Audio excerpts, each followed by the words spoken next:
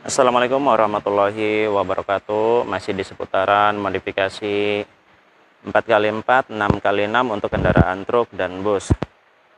Di sini ada dua unit kendaraan bus yang sedang menjalani proses modifikasi 4x4. Untuk sasis yang digunakan Mitsubishi Canter FE84 dan untuk karoseri dari Laksana. Ini di hari kedua kendaraan ini di workshop modifikasi 4x4. Kita lihat untuk proses pengerjaannya sudah mencapai titik berapa persen. Ini hari pertama datang langsung pembongkaran, dan ini merupakan hari kedua di workshop modifikasi 4x4 untuk pengerjaan bus. Di sini sudah terlihat untuk eksel depan sudah terpasang. Eksel depan sudah terpasang rapi.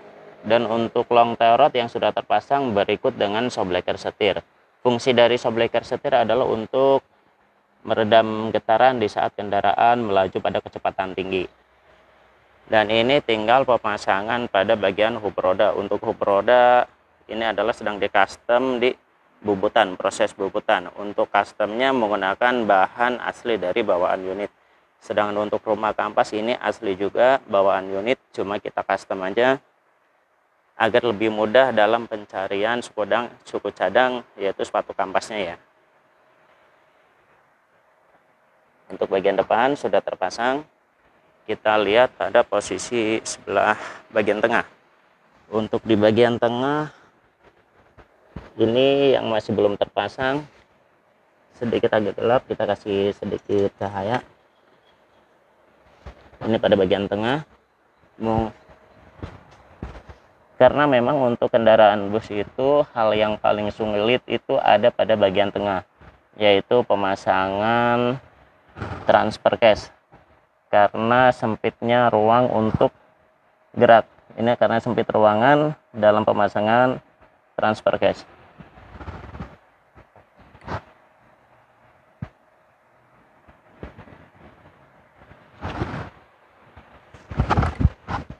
Untuk bagian belakang sama pada kendaraan seperti kendaraan lainnya, baik itu untuk kendaraan truk maupun kendaraan bus, ada penambahan ketinggian dalam modifikasi 4x4.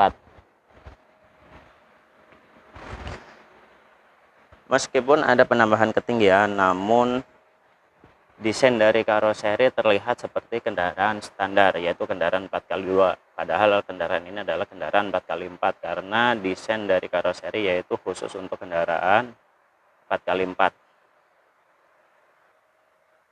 Dan ini tampilan belakang dari karoseri Laksana untuk bus angkut karyawan di area pertambangan.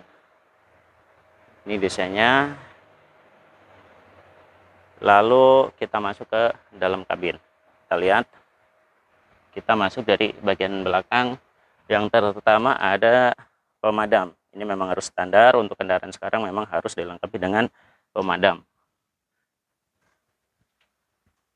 Untuk baris kursi,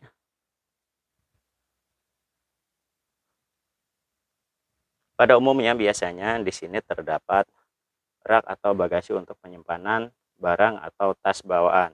Namun ini khusus untuk kendaraan karyawan di tambang, untuk alat angkut bus karyawan pertambangan, jadi ini tidak difungsikan untuk bagasi, ini kosong.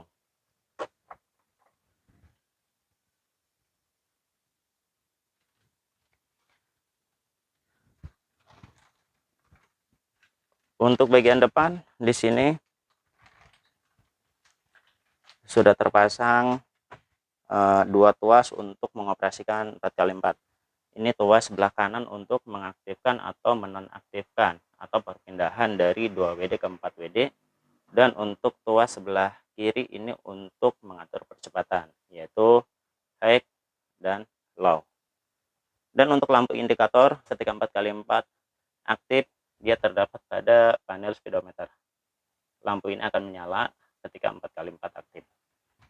Dan ini sudah dilengkapi dengan radio untuk komunikasi di area pertambangan.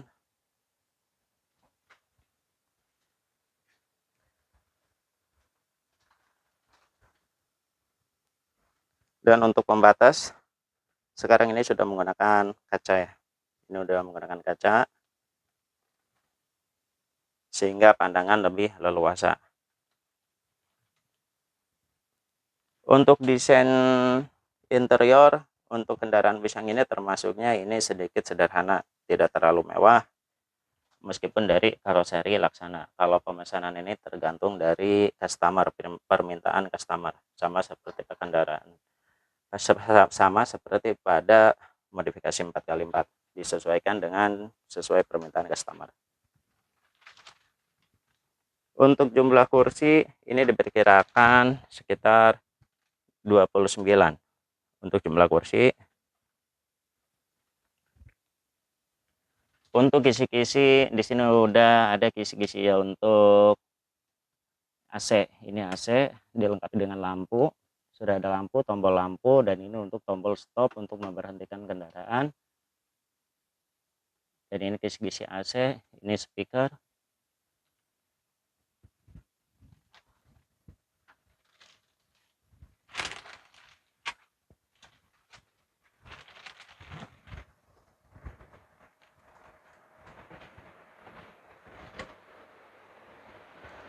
Begitu juga untuk yang satu unit, sudah pemasangan pada bagian eksel depan, tinggal pemasangan pada bagian hub roda.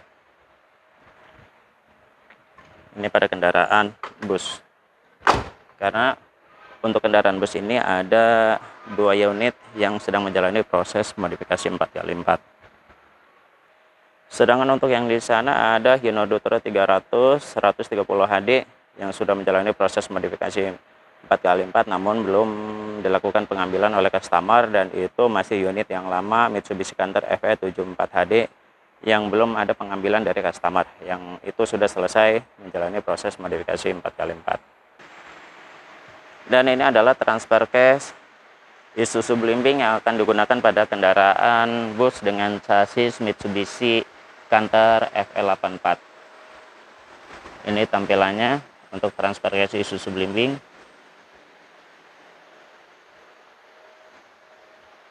Untuk transfer case ini baru.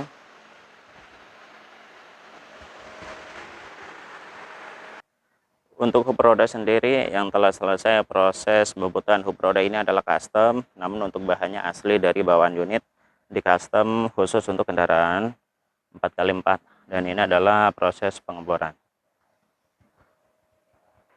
Dan ini adalah hub roda yang sudah selesai, baik itu proses pembuatan maupun proses pengeboran, dan sudah dilakukan pemasangan kip. Dan ini adalah propeller shaft untuk bagian atas yang telah di custom. Untuk informasi lebih lengkap tentang modifikasi 4x4 atau 6x6 untuk kendaraan truk dan bus, bisa hubungi nomor kontak yang tertera di dalam kolom deskripsi. Selain modifikasi, bisa juga untuk pemesanan suku cadang 4x4, baik itu pemesanan satuan maupun satu set untuk satu kendaraan.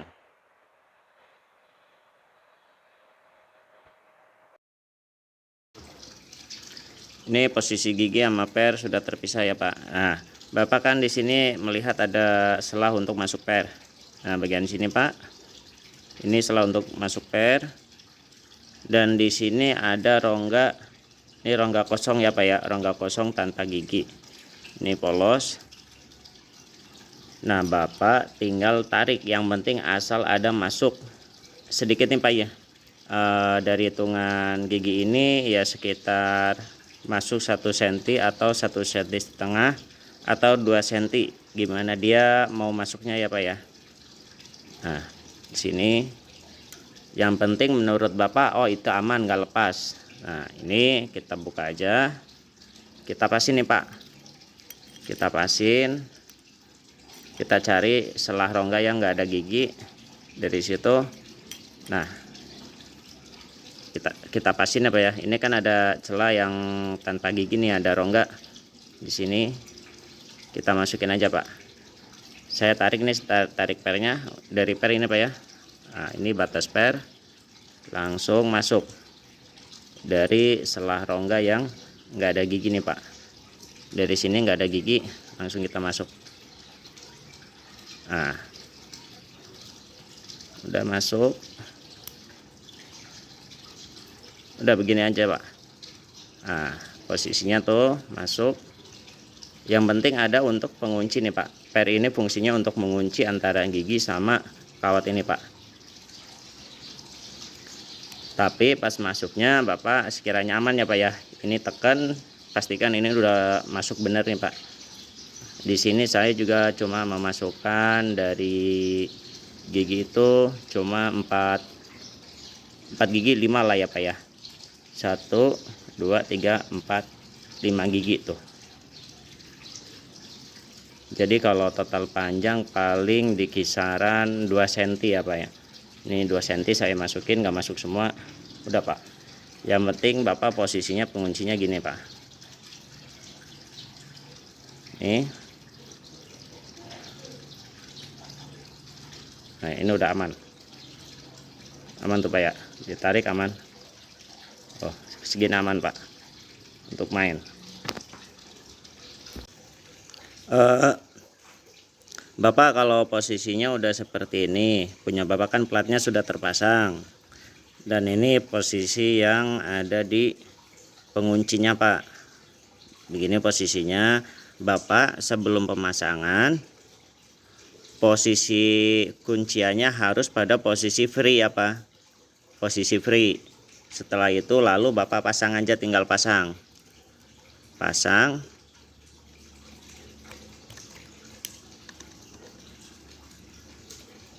Nah udah tinggal pasang begini.